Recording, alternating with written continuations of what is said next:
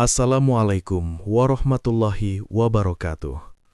Selamat datang di channel Sunyi Memanggil, tempat di mana kisah-kisah yang terkubur kembali bangkit dalam kegelapan malam. Sebelum cerita dimulai, pastikan kalian sudah menekan tombol like, tulis komentar kalian di bawah tentang kejadian paling menyeramkan yang pernah kalian alami. Dan jangan lupa subscribe channel Sunyi Memanggil, agar kalian tidak ketinggalan cerita-cerita horor yang akan terus memanggil kalian setiap malam.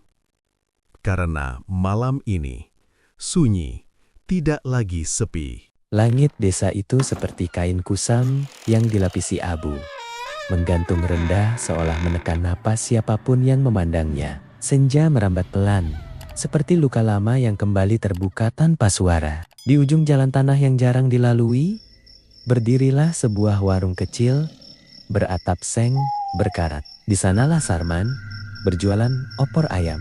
Warung itu sederhana, bahkan cenderung rapuh. Dinding kayunya penuh celah, seperti rahasia yang tak pernah benar-benar tertutup. Namun anehnya, aroma opor dari dapurnya selalu menggoda. Harumnya lembut, seperti pelukan hangat di malam dingin. Siapapun yang lewat hampir pasti berhenti, meski hanya untuk menghirup bau yang sulit dijelaskan asalnya. Sarman bukan orang yang banyak bicara.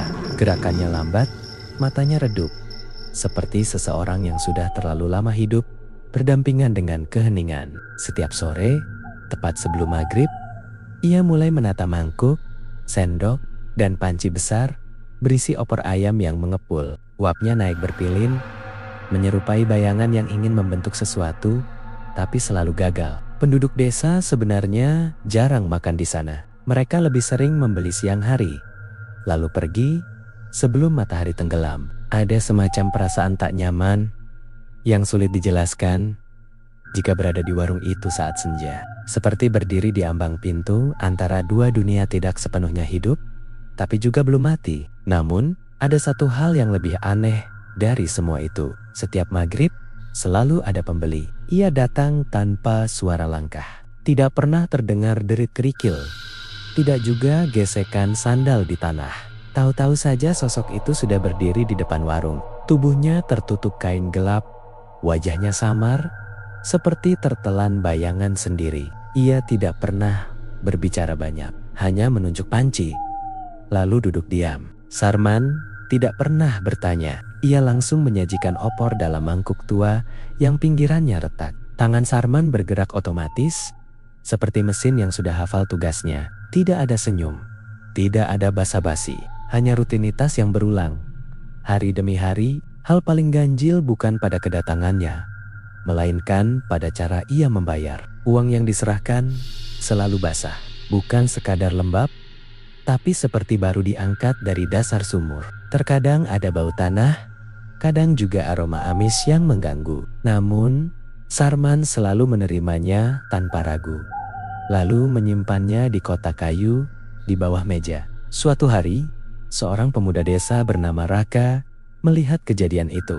Ia kebetulan pulang terlambat dan melewati warung tersebut. Rasa penasaran menariknya mendekat, seperti magnet yang tak terlihat. Ia bersembunyi di balik pohon pisang, mengamati tanpa berniat mengganggu. Saat sosok itu pergi, Raka memberanikan diri masuk. "Pak, masih jualan?" tanyanya pelan. Sarman mengangguk tanpa menatap. Raka duduk, mencoba bersikap biasa, namun matanya terus melirik ke arah jalan gelap, tempat pembeli tadi menghilang. Hatinya terasa berat, seperti ada sesuatu yang tertinggal di sana. Tanpa sadar, ia melihat ke arah kotak kayu tempat uang disimpan. "Pak, itu uangnya kok basah?" ucapnya. Tidak ada jawaban, hanya suara sendok yang menyentuh mangkuk. Pelan, tapi terasa seperti gema di ruangan sempit itu. Raka menelan ludah, lalu dengan ragu membuka sedikit tutup kotak kayu tersebut. Dan saat itulah napasnya berhenti.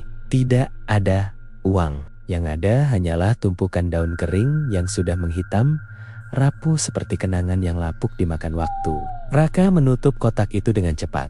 Jantungnya berdetak kacau. Ia menoleh ke arah Sarman, berharap mendapat penjelasan. Namun, Sarman masih berdiri di tempat yang sama.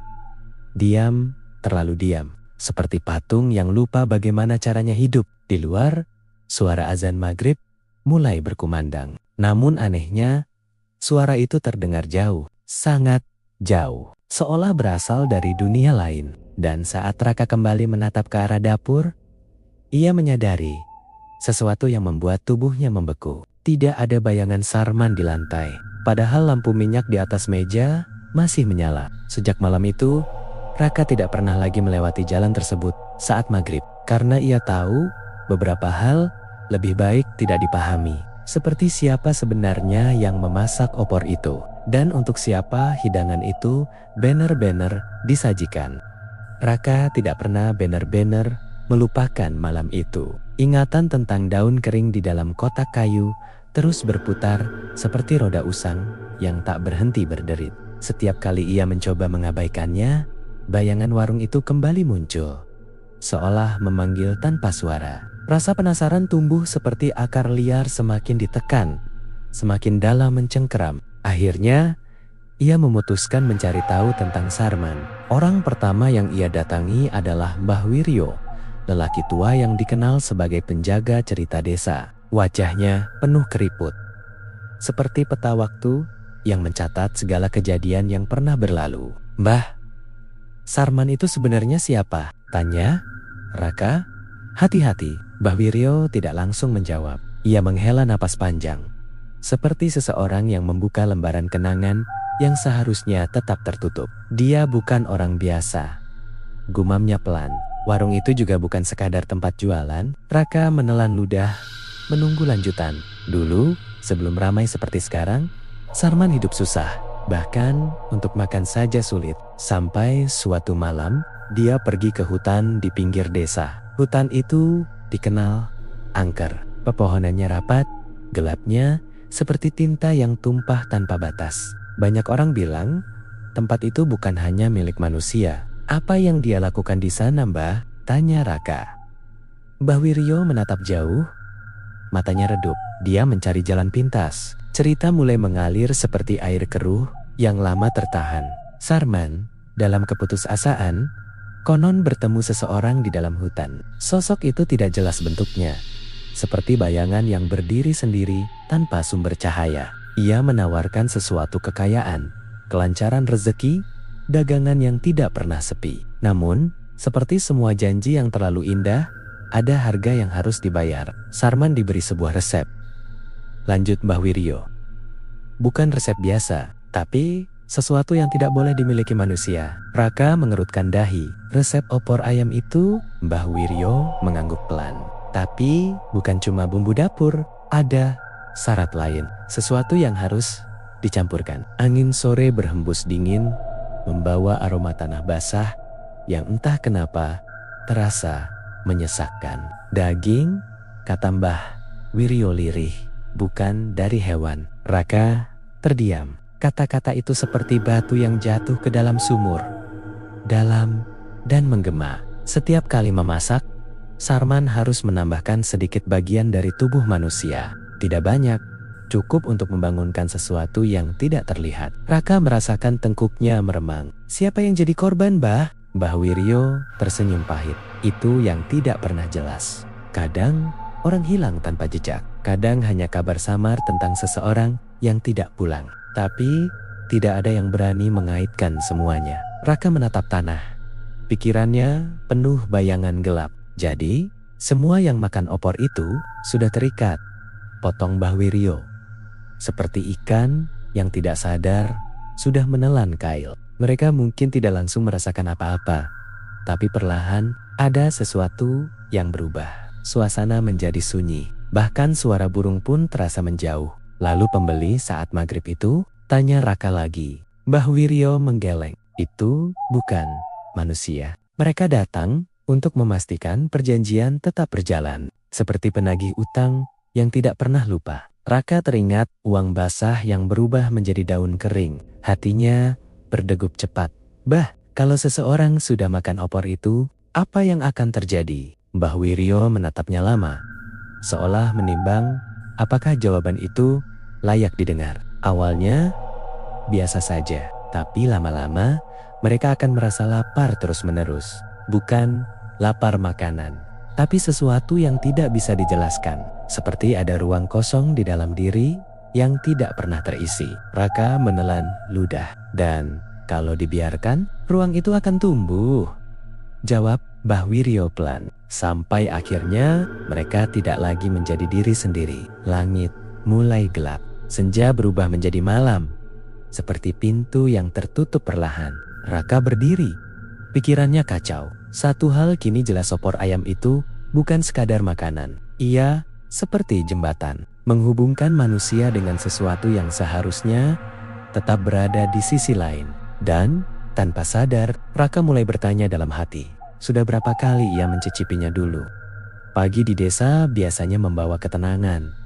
Tetapi bagi Raka, cahaya matahari terasa seperti sorotan yang membuka sesuatu yang seharusnya tetap tersembunyi. Semalaman, ia tidak tidur. Pikiran tentang cerita Mbah Wiryo berputar tanpa jeda. Seperti jam rusak yang menolak berhenti. Ia duduk di teras rumah, memandang jalan kosong. Setiap orang yang lewat tampak biasa saja.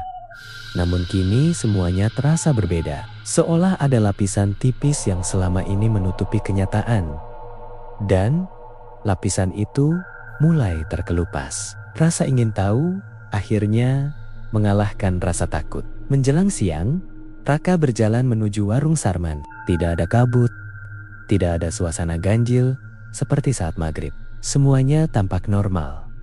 Hampir terlalu normal. Warung itu berdiri tenang, seperti tidak pernah menyimpan sesuatu yang kelam. Sarman sudah berada di sana. Ia sedang memotong sesuatu di dapur. Pisau di tangannya bergerak perlahan, teratur, seperti seseorang yang sudah sangat terbiasa dengan pekerjaannya.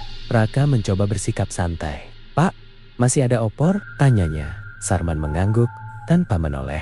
Suara pisau yang menyentuh talenan terdengar jelas. Cek, cek, cek. Ritmenya monoton, tapi entah kenapa membuat dada terasa sesak. Seperti detak jantung yang dipaksa mengikuti irama asing. Raka duduk di bangku kayu. Ia memperhatikan sekitar. Tidak ada pelanggan lain, hanya dirinya dan Sarman. Kesempatan itu tidak ingin ia sia-siakan. Dengan langkah pelan, ia mendekat ke arah dapur. Aroma opor tercium kuat. Harumnya lembut, namun kini terasa berbeda. Seperti bunga yang disiram air keruh indah di luar, tapi menyimpan sesuatu yang tidak seharusnya ada. Raka mengintip ke dalam. Di atas meja dapur, terdapat beberapa potong ayam. Warnanya pucat, hampir keabu-abuan. Kulitnya tampak terlalu halus, seperti tidak memiliki serat alami. Ada sesuatu yang aneh, tapi sulit dijelaskan dengan kata. Di sudut ruangan, sebuah keranjang bambu berisi ayam hidup. Namun, ayam-ayam itu tidak bergerak. Tidak ada suara kokok, tidak ada kepakan sayap. Mereka diam, seperti patung yang lupa cara bernapas. Mata mereka terbuka, menatap kosong ke satu titik. Raka merasakan tengkuknya dingin. "Kenapa ayamnya diam begitu, Pak?" tanyanya. Suaranya sedikit bergetar. Sarman berhenti, memotong. Perlahan, ia menoleh. Tatapannya datar. "Tidak semua yang terlihat hidup benar-benar hidup," jawabnya singkat. Kalimat itu seperti duri yang menusuk tanpa peringatan. Raka mundur sedikit, tapi matanya tetap terpaku pada keranjang itu. Salah satu ayam tiba-tiba bergerak. Bukan bergerak seperti hewan biasa. Kepalanya berputar pelan, terlalu pelan. Lalu berhenti dengan posisi yang tidak wajar. Seperti engsel tua yang dipaksa bergerak setelah lama berkarat. Dan saat itulah Raka melihat sesuatu yang membuat napasnya tercekat. Di bagian leher ayam itu ada bekas seperti jahitan. Tipis, memanjang, hampir tak terlihat jika tidak diperhatikan. Seperti luka yang pernah disatukan kembali. Raka mundur lebih jauh. "Pak, ayam itu," ucapnya. Tapi kata-katanya terhenti. Sarman kembali memotong, seolah tidak terjadi apa-apa. "Semua bahan ada asalnya," katanya pelan. "Tidak semua asal bisa diterima manusia." Suara itu tenang, namun menyimpan sesuatu yang berat. Raka merasa perutnya mual. Ia menoleh ke panci besar yang sedang dipanaskan. Kuah opor mendidih pelan. mengeluarkan gelembung kecil di permukaan. Gelembung itu pecah satu persatu, seperti bisikan yang ingin keluar tapi tertahan. Dan di antara uap yang naik, Raka melihat bayangan. Sekilas, seperti wajah. Ia berkedip cepat, berharap itu hanya ilusi. Namun, bayangan itu muncul lagi, lebih jelas.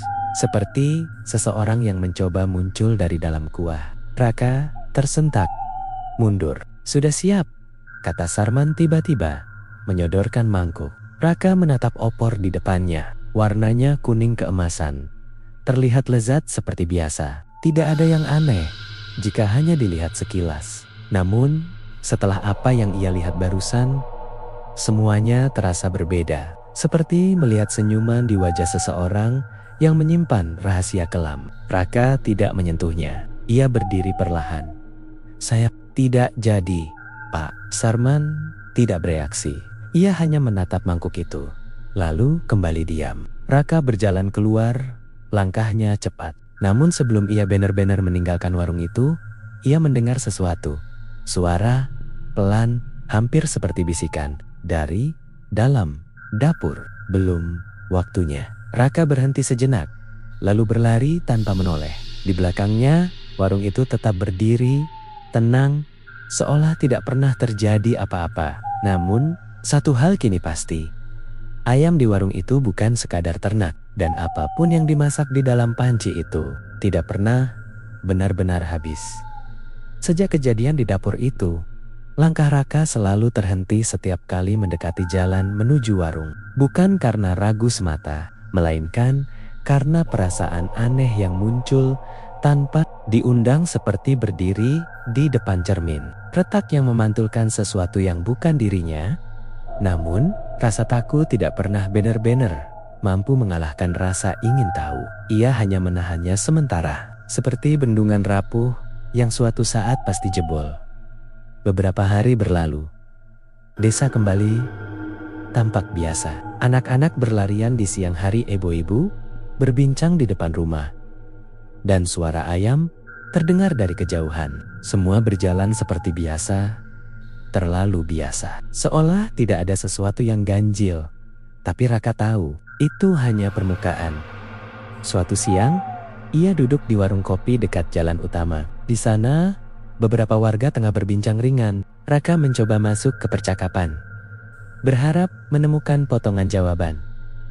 "Warung opor di ujung jalan itu pernah tutup gak sih?" tanya Raka santai. Seorang pria parubaya tertawa kecil. "Kayaknya gak pernah," jawabnya. "Aku pernah lewat jam 2 pagi. Masih buka." Yang lain ikut menimpali. "Iya, aku juga pernah subuh-subuh lewat, lampunya nyala. Kukira lagi masak buat pagi." Raka mengernyit.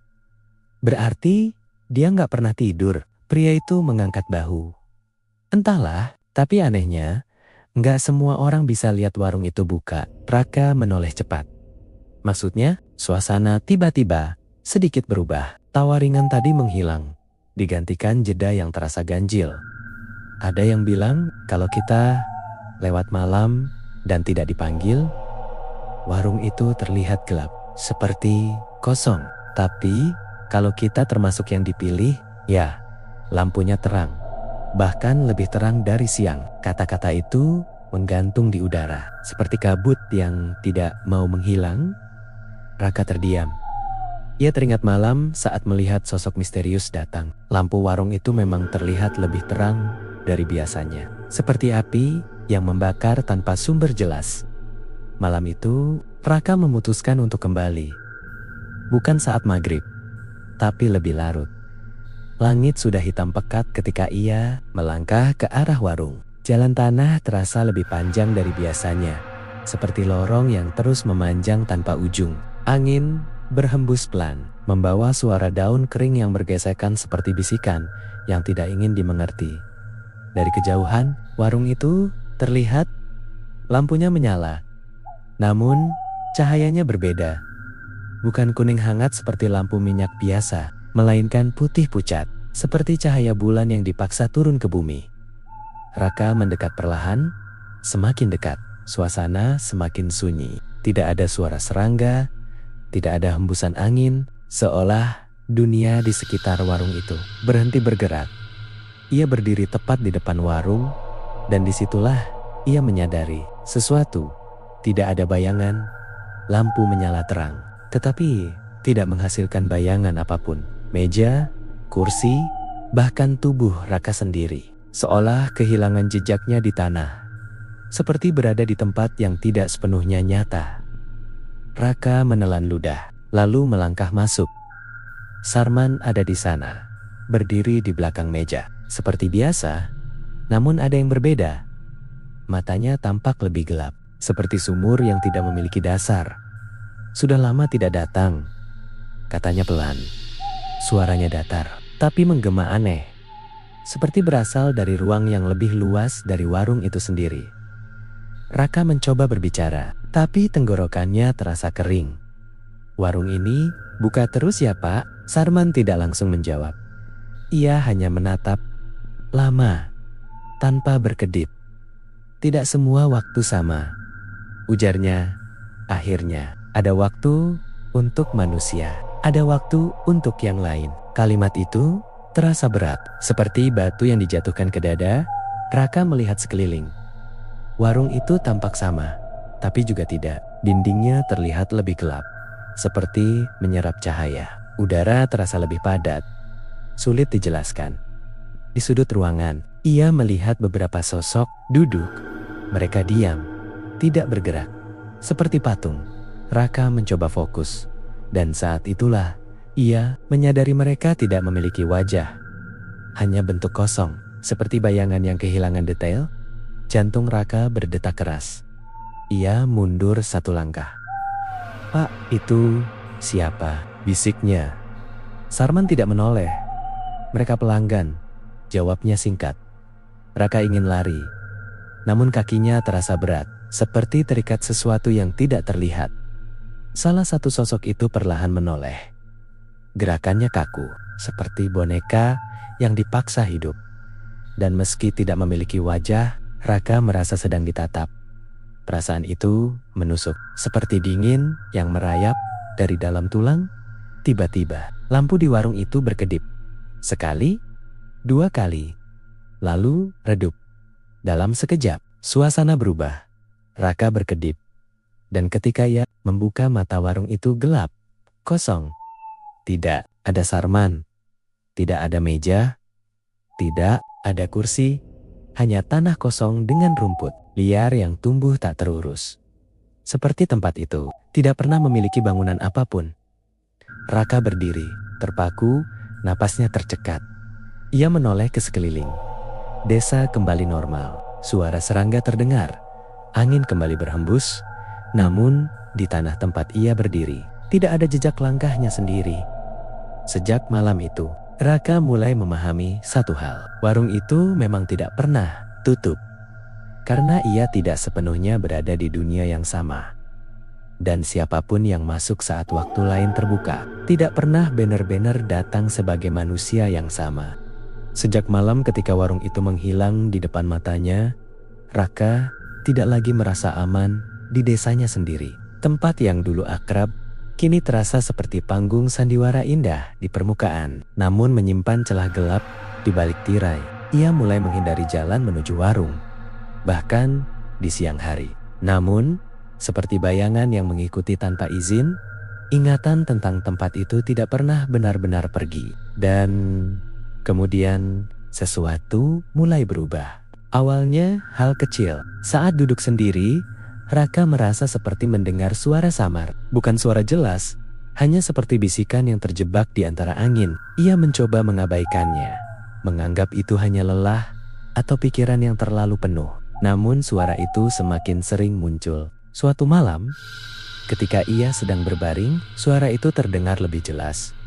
Tangisan, pelan, seperti seseorang menangis di tempat jauh, teredam, namun penuh kesedihan. Raka bangkit, jantungnya berdegup cepat. Ia membuka pintu rumah. Melihat keluar, gelap, sepi, tidak ada siapapun. Tangisan itu berhenti. Ia kembali masuk, mencoba menenangkan diri. Namun begitu ia memejamkan mata, suara itu kembali, lebih dekat, seperti berada di dalam kepalanya sendiri. Keesokan harinya, Raka mencoba mencari jawaban lagi. Kali ini, ia tidak langsung ke Mbah Wiryo. Ia ingin memastikan sesuatu dengan caranya sendiri. Ia berjalan mengitari desa, mendengarkan, memperhatikan, dan ia menemukan satu hal yang membuatnya semakin gelisah. Beberapa orang terlihat berbeda. Wajah mereka pucat, mata mereka sayu, seperti kurang tidur berhari-hari. Ada yang mengeluh tidak nafsu makan, ada juga yang justru merasa lapar terus-menerus tanpa sebab jelas. Seorang ibu bahkan berkata, "Kadang saya dengar suara anak menangis di dapur, tapi waktu dicek, nggak ada siapa-siapa." Raka terdiam. Cerita itu terasa terlalu mirip, seperti potongan puzzle yang mulai tersusun sendiri. Tanpa sadar, langkahnya kembali mengarah ke warung. Kali ini, siang hari. Warung itu ada, berdiri seperti biasa, seolah tidak pernah menghilang. Sarman terlihat di dapur, memasak. Uap dari panci besar naik perlahan, membentuk garis-garis tipis di udara. Dari kejauhan, pemandangan itu tampak biasa. Namun bagi Raka, itu seperti melihat sesuatu yang sedang menyembunyikan rahasia di balik kabut. Ia mendekat, langkahnya pelan. Semakin dekat, suara itu kembali muncul. Tangisan, lemah, terputus-putus, seperti napas yang hampir habis. Raka berhenti di depan dapur. Matanya tertuju pada panci besar itu. Uapnya tebal, berputar seperti sesuatu yang hidup. Dan di antara suara didihan air, tangisan itu berasal dari sana. Jelas, tidak lagi samar. Raka mundur satu langkah. Tubuhnya terasa dingin. "Pak, itu suara apa?" tanyanya. Hampir berbisik. Sarman tidak menoleh. Ia terus mengaduk. Gerakannya tenang, seperti seseorang yang sudah terbiasa dengan segala hal. "Air mendidih memang bersuara," jawabnya singkat. Namun suara itu bukan seperti air. Itu tangisan. Raka memberanikan diri mendekat sedikit lagi. Ia menatap ke dalam panci. Kuah opor bergolak pelan. Potongan ayam terlihat di dalamnya, terendam dalam warna kuning pucat. Namun di antara gelembung yang muncul dan pecah, ia melihat sesuatu. Bentuk seperti wajah kecil, muncul sebentar, lalu tenggelam lagi. Raka terhenti, napasnya tercekat. Tangisan itu semakin jelas. Kini bukan hanya satu, ada banyak, seperti sekumpulan suara yang saling tumpang tindih, memohon tanpa kata. "Pak, ini bukan suara air," ucap Raka dengan suara gemetar. Sarman berhenti mengaduk. Perlahan ia menoleh. Matanya menatap Raka dalam. Terlalu dalam. "Tidak semua yang didengar boleh dipahami," katanya pelan. Kalimat itu terasa dingin, seperti embun yang berubah menjadi es. Raka mundur, tapi kakinya terasa berat. Tangisan itu semakin keras, seperti mencoba keluar, seperti meminta sesuatu, atau mungkin memperingatkan.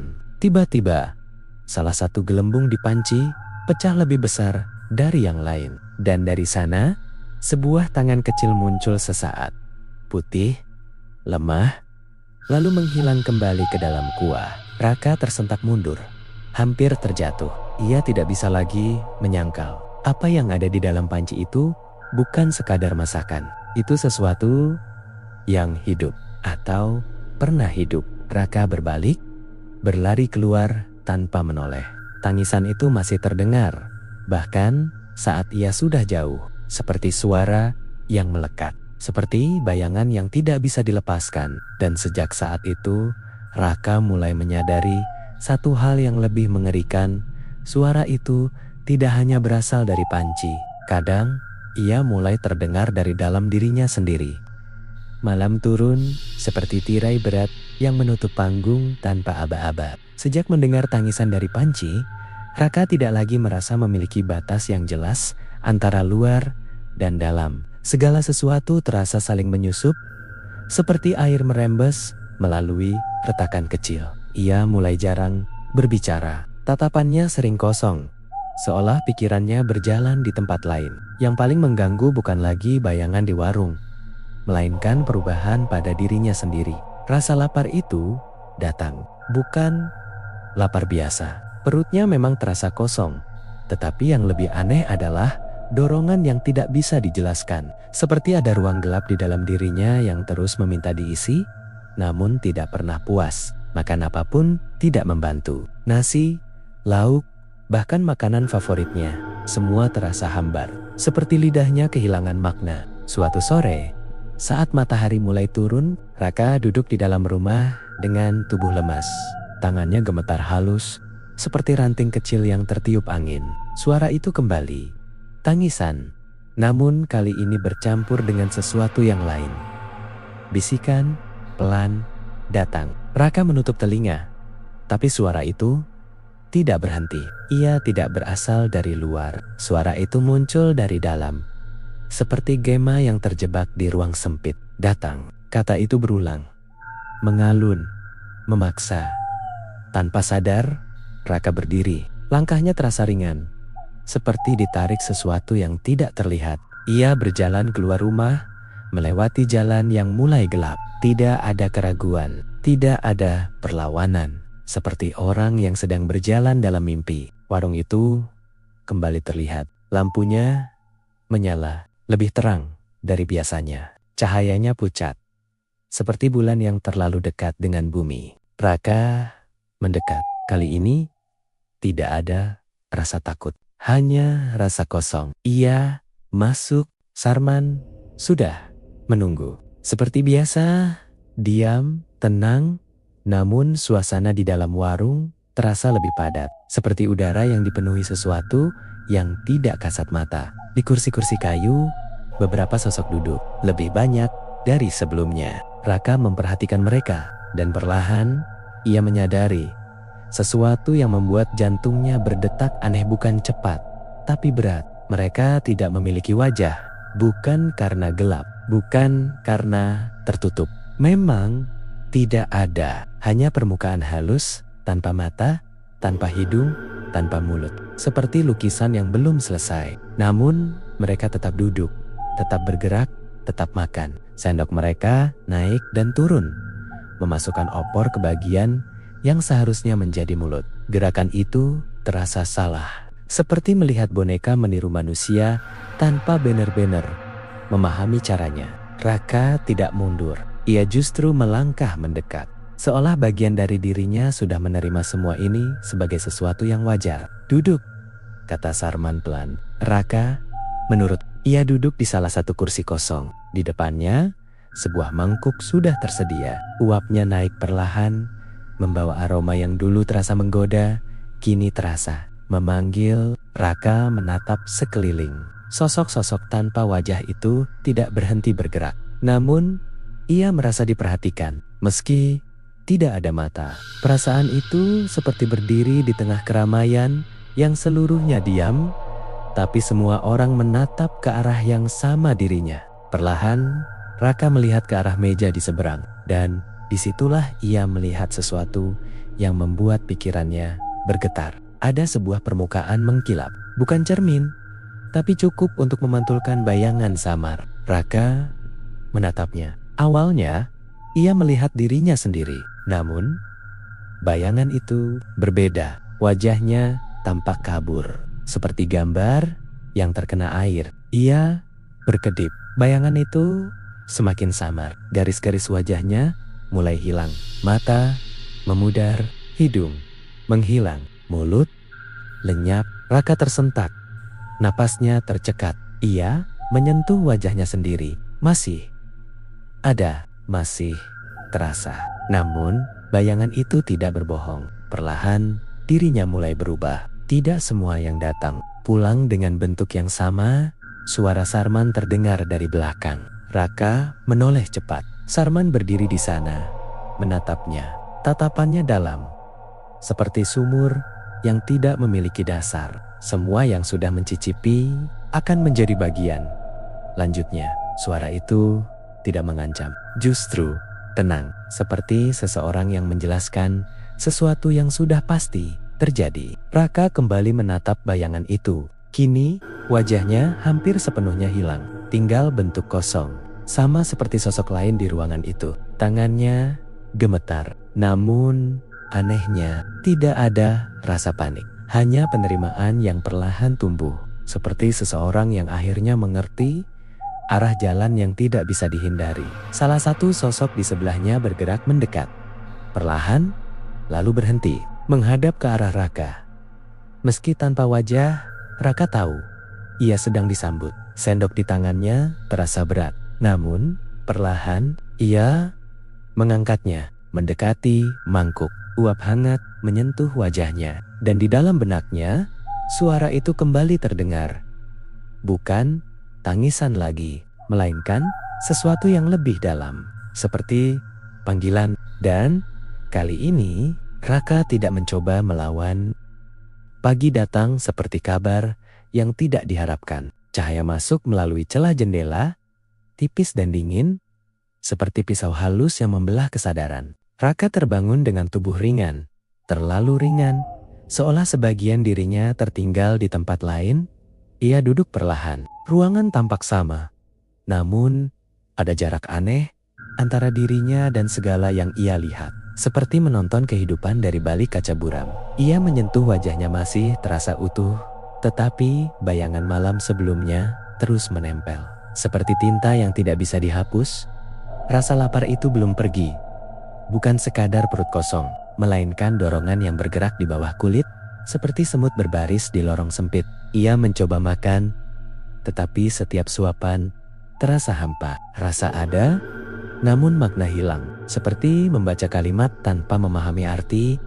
Di luar, desa bergerak seperti biasa. Suara orang berbincang, langkah kaki di jalan, dan bunyi peralatan dapur saling bertaut. Semua tampak normal.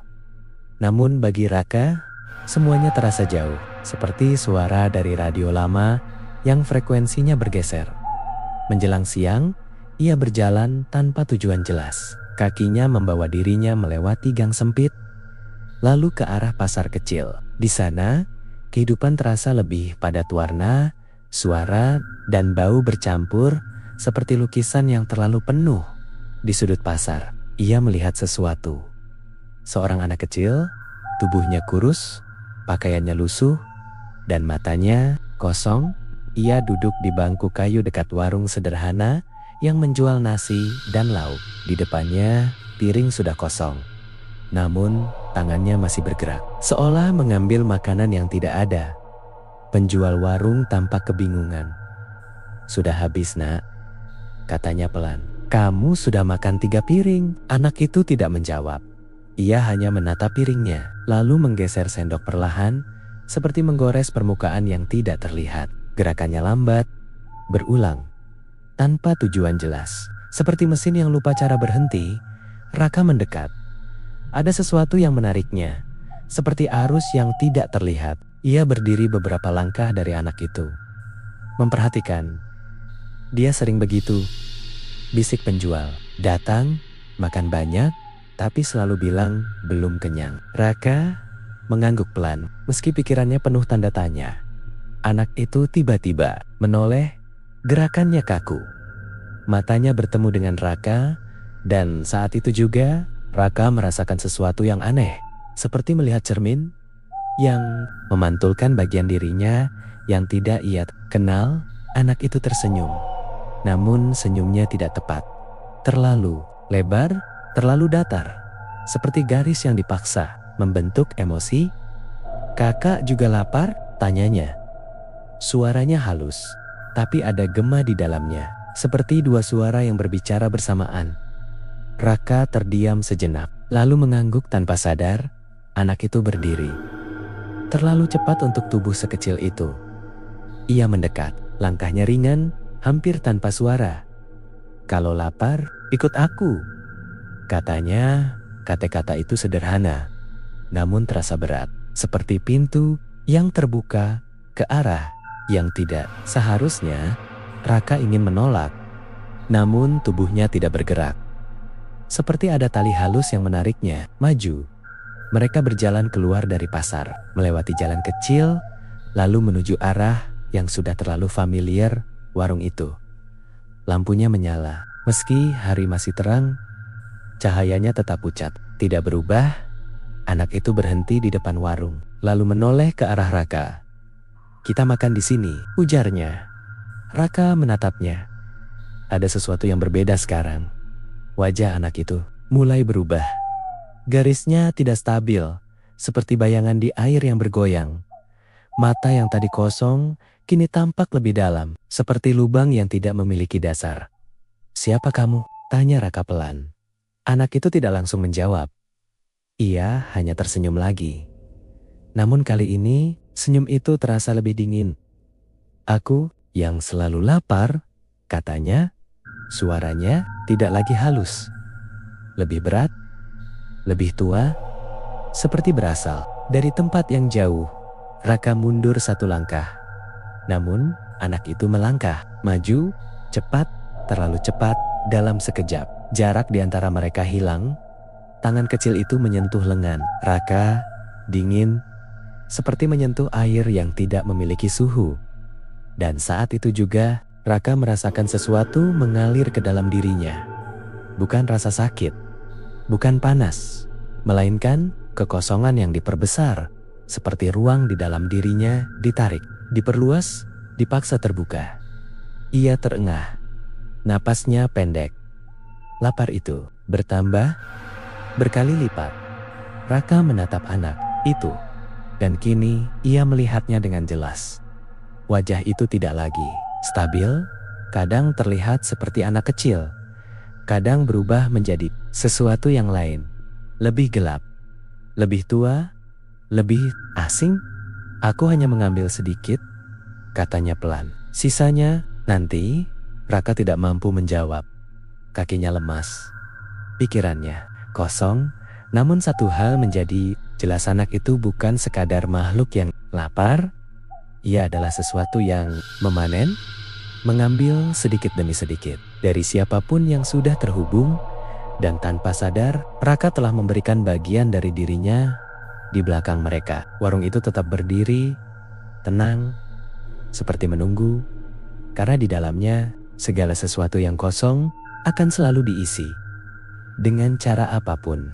Malam turun seperti air hitam yang dituang perlahan, menutup setiap sudut desa tanpa sisa. Tidak ada bintang, tidak ada angin, hanya sunyi yang terasa padat, seperti dinding yang menekan dari segala arah. Raka duduk di dalam rumah.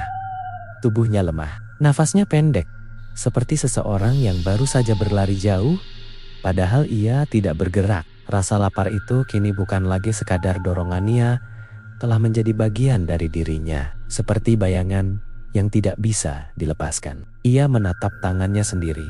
Ada sesuatu yang berubah. Kulitnya tampak lebih pucat. Garis-garis halus terlihat seperti retakan tipis, seperti permukaan tanah kering yang mulai pecah karena kekurangan air. Dan di dalam dirinya ada ruang kosong, dalam, terus melebar. Tangisan yang dulu hanya terdengar samar, kini berubah menjadi gema yang menetap. Tidak lagi datang dan pergi, melainkan tinggal. Seperti penghuni tetap yang tidak bisa diusir. Tiba-tiba, pintu rumahnya diketuk. Pelan, 3 kali. Tak, tak, tok. Raka tidak langsung bergerak. Jantungnya berdetak berat, seperti palu yang memukul dari dalam dada. Ketukan itu terdengar lagi, lebih pelan, namun lebih jelas. Raka berdiri, langkahnya goyah. Ia berjalan menuju pintu, setiap langkah terasa seperti melawan arus yang tidak terlihat. Ia membuka pintu. Di luar, berdiri Mbah Wiryo. Wajahnya lebih pucat dari biasanya. Matanya tampak dalam, seperti seseorang yang sudah melihat terlalu banyak. "Kamu sudah mulai," katanya tanpa basa-basi. Raka tidak menjawab. Ia hanya menatap, menunggu penjelasan yang mungkin tidak ingin ia dengar. "Utangnya sudah jatuh tempo," lanjut Mbah Wiryo. Kata kota itu terasa seperti batu yang dijatuhkan ke dalam pikirannya. "Utang? Apa?" Suara Raka hampir tidak terdengar. Mbah Wiryo masuk tanpa diminta. Ia duduk pelan, seperti seseorang yang membawa beban berat. Semua yang pernah makan dari warung itu tidak pernah benar-benar gratis. Ujarnya, setiap suapan adalah perjanjian, setiap rasa adalah ikatan. Raka menelan ludah. Jadi, saya harus bayar dengan apa? Mbah Wiryo menatapnya lama. Bukan kamu saja. Jawaban itu membuat udara terasa lebih dingin. Seluruh desa Raka membeku seperti es yang tiba-tiba membungkus tubuhnya. Tidak mungkin, gumamnya. Mbah Wiryo menggeleng pelan. Ini bukan soal mungkin atau tidak. Ini soal waktu. Seperti air yang terus menetes lambat, tapi pasti mengikis batu. Raka mengingat semua orang yang pernah ia lihat makan di warung itu. Tetangga, teman, bahkan dirinya sendiri. Kenapa tidak ada yang menghentikan ini? Tanyanya. Karena tidak semua orang sadar, jawab Mbah Wiryo.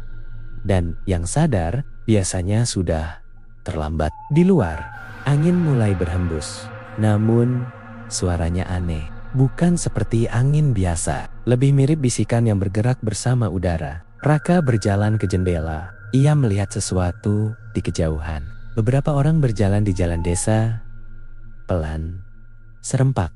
Seperti rombongan tanpa tujuan. Namun arah mereka jelas.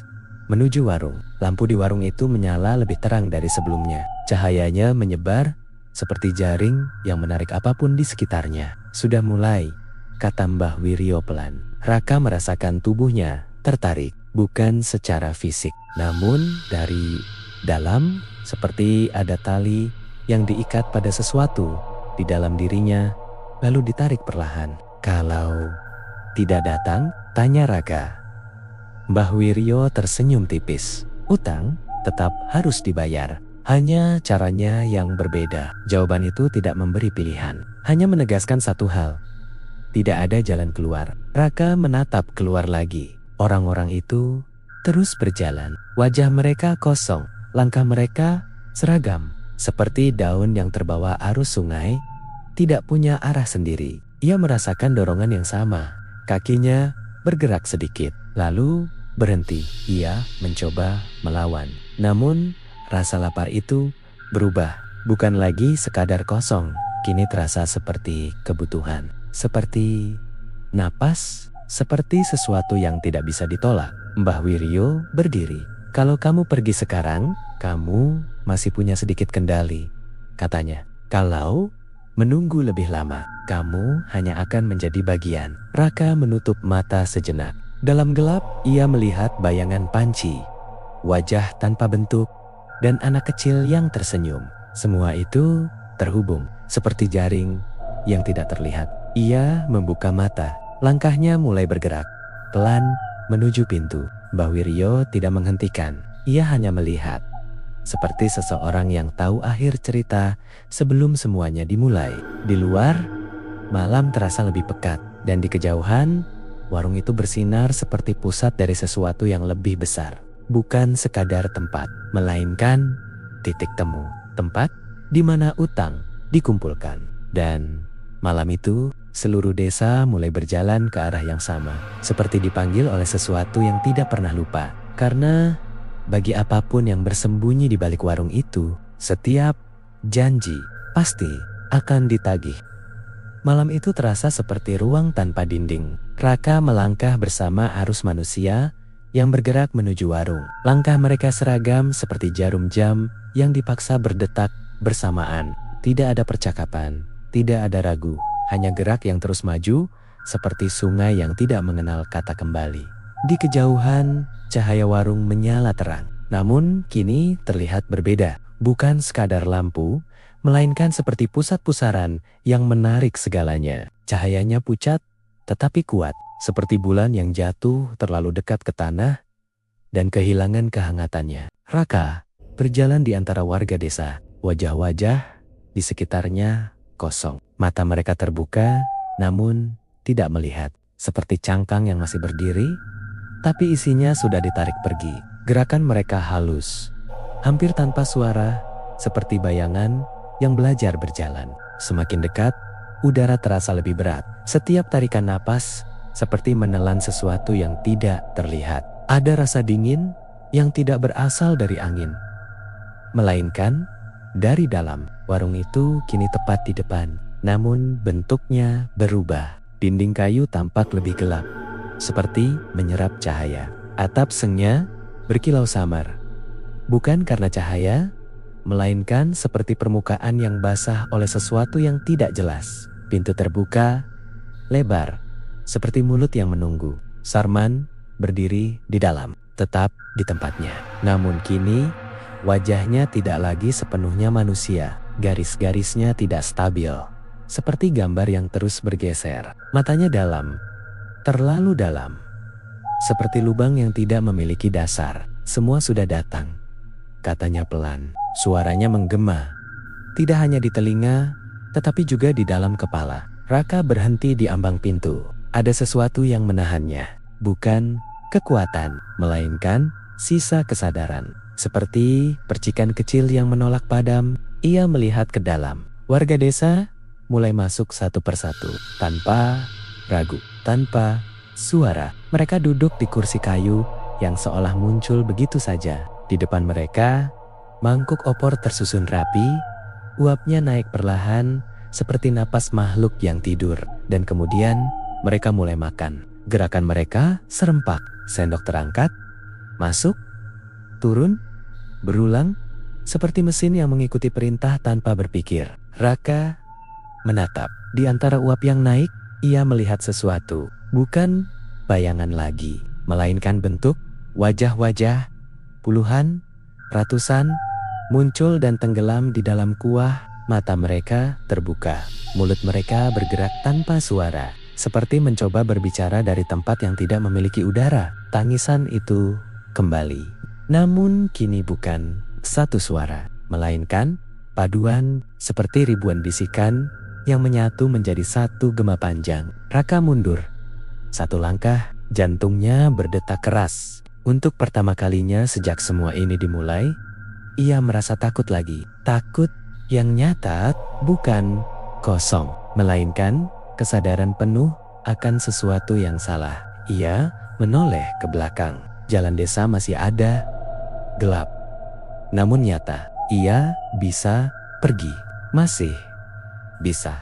Namun saat ia hendak melangkah, suara itu kembali. Bukan dari luar, dari dalam dirinya. Lapar, satu kata, namun cukup untuk menghentikan langkahnya. Raka menutup mata. Dalam gelap, ia melihat semua yang telah terjadi.